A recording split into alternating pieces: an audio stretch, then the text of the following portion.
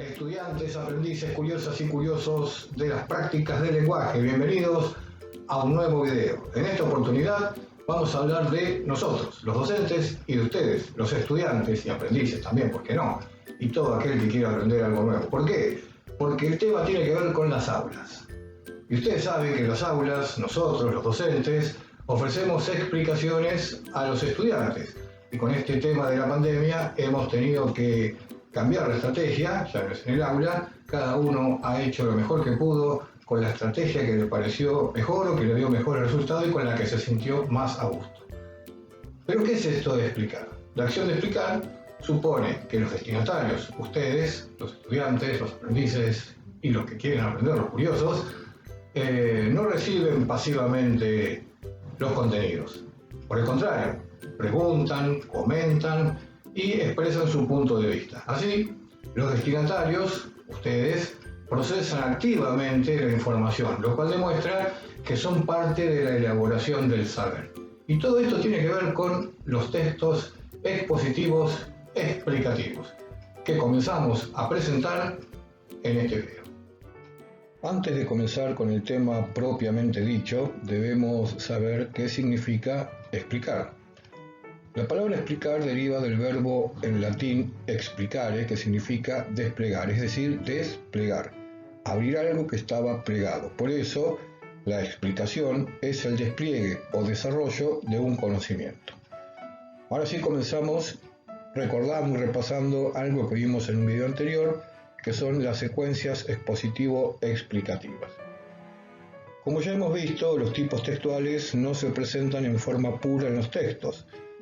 Estos se componen por segmentos denominados secuencias textuales, cada una de las cuales se corresponde con un tipo de texto.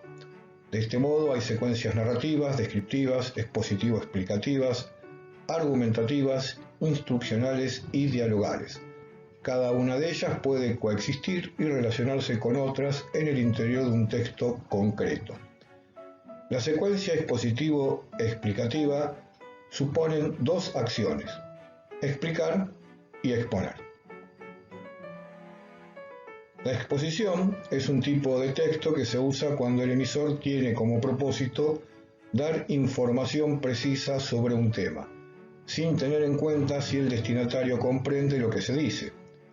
Si además de presentar un contenido informativo, el emisor se vale de una serie de recursos para que el destinatario lo entienda, se produce la explicación. Mientras en las exposiciones solo se exhibe el contenido informativo, en las explicaciones, además, se emplea un conjunto de estrategias adicionales para hacer comprensible el contenido informativo y de esta manera facilitar el acceso al mismo. Dado que la explicación es un procedimiento que posibilita una mejor y más clara comprensión de un tema, no puede darse independientemente de la exposición.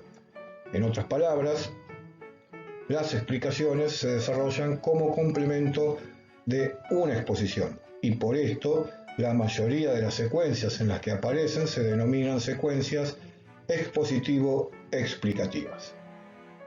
A todo esto debemos agregar que dentro de las explicaciones se encuentran dos tipos de organizaciones: las explicaciones narrativas y descriptivas. En las secuencias expositivo-explicativas, la información puede desarrollarse de diversos modos. Puede presentarse en forma de narración y así las acciones se organizan en torno de un eje. O puede organizarse como una descripción y de esta forma presentar las partes de un determinado objeto. En cuanto a la forma narrativa, que informa en torno de un eje, ese eje puede ser temporal, es decir, cronológico. Por ejemplo, como hemos visto en varias narraciones, introducción, nudo y desenlace sería algo cronológico, pasado, presente y futuro. Pero también puede aparecer el orden lógico, que es causa-consecuencia, es decir, explicar una causa para entender por qué se dio tal consecuencia, por qué ocurrió lo que ocurrió, la causa que explica ese fenómeno. En tanto, cuando tiene que ver con una descripción, se trata de explicar las partes de un determinado objeto, también puede ser un individuo, un hecho o, por qué no, un concepto. ¿Y qué se hace con algunas de estas descripciones? Es decir, cuando se trata de una en especial. Se trata, valga la redundancia, de caracterizar ubicación, virtudes, defectos, etc. Entonces, tenemos a grandes rasgos qué son las secuencias expositivo-explicativas y también que pueden dividirse en dos grandes grupos como las narrativas y las descriptivas. Pero atención, porque a veces pueden usarse las dos en una misma explicación. Ahora en la siguiente diapositiva vamos a ver cómo nacen las explicaciones o por qué son necesarias. En principio vamos al origen de la explicación, y el origen de la explicación tiene que ver siempre con un problema. ¿Por qué sucede esto? Porque en la vida cotidiana es común atravesar situaciones en que se experimenta desconocimiento o duda. Así, por ejemplo, si alguien se siente mal, le duele la garganta, le cuesta tragar y además tiene fiebre, ante el desconocimiento de la causa de ese malestar y por no tener la certeza de qué le sucede, puede optar por ir al médico. Así podrá obtener una cura y una explicación sobre lo que le ocurre. Por su parte, el doctor puede responder explicando que se trata de una angina viral. Puede agregar que, por tratarse de un virus y no de una bacteria, no es necesario tomar antibióticos. Quizá le prescriba un antifebril y un analgésico y hacer reposo. Vamos entonces a la primera instancia. El origen de la explicación tiene que ver con que se presenta un problema y de ese problema no tenemos certeza. ¿Cuál es la solución?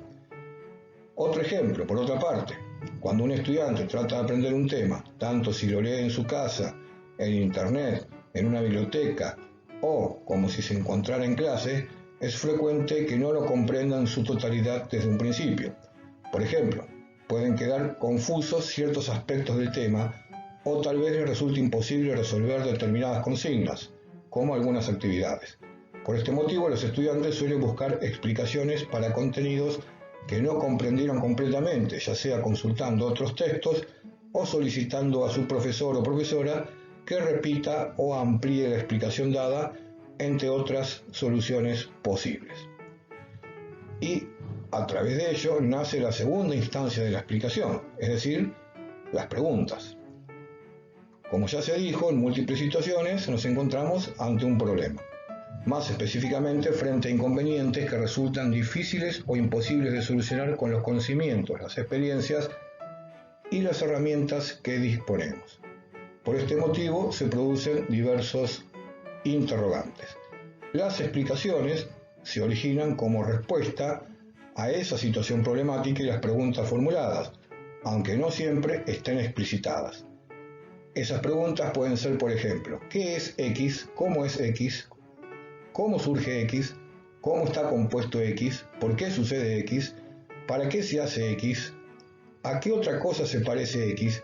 ¿En qué se diferencia X de otra cosa? ¿Cómo puede decirse X con otras palabras? ¿A qué se refiere X o qué, por ejemplo, podría mencionarse? Etcétera.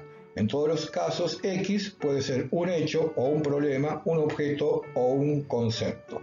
Como vimos en la diapositiva anterior, algunas cuestiones tienen que ver sobre las descripciones y otras sobre las narraciones, y a su vez ambas pueden aparecer como parte de una misma explicación. Un hecho, un problema, un objeto, un concepto y, por qué no, aquí me olvidé de poner, un individuo. Entonces, siguiendo el raconto y la manera en que se fue desarrollando este tema, podemos decir que toda explicación desarrolla un tema. En los dos ejemplos anteriores, los temas de las explicaciones son una enfermedad y un contenido escolar. La función de la explicación consiste fundamentalmente en facilitar la comprensión del tema. Esa respuesta al problema se caracteriza por tener en cuenta al destinatario, puesto que no se limita a presentar datos, hechos o ideas ordenadamente, sino que además intenta que esa información sea expresada de acuerdo con los conocimientos, las capacidades y las competencias comunicativas de los destinatarios. Así, estimados, hemos visto que en este video toda explicación tiene un origen y tiene sus formas. Las formas pueden ser narrativas, descriptivas y, por qué no, una mixtura de las dos. Pero al mismo tiempo hemos descubierto que las explicaciones nacen porque existen preguntas sin resolver, preguntas que necesitan respuestas. Al no haber respuestas, sugiere un problema, por eso ahí nace la explicación. Esto no termina aquí. En los próximos videos, faltan 2 más, vamos a ver qué son los recursos explicativos y la progresión temática de las explicaciones. Pero de todas maneras, con esta parte tenemos una buena base para comenzar a entender este tipo de textos. Si surgen dudas, ya saben que abajo tienen los comentarios, allí hacen la pregunta, también pueden opinar por el mismo método y si siguen surgiendo dudas, pueden ir a la pestaña que está aquí arriba y allí obtendrán toda la información necesaria para cumplimentar aquellos datos que puedan creer que les están faltando. Si al mismo tiempo quieren estar al día con todos los videos que se van bajando, van al botón rojo, abajo, suscríbete, aprietan allí, aprietan la campanita y automáticamente serán notificados cada vez que se baje un nuevo video. Por lo pronto, nada más, solo me resta decirles, sean felices, lean un libro y hasta pronto.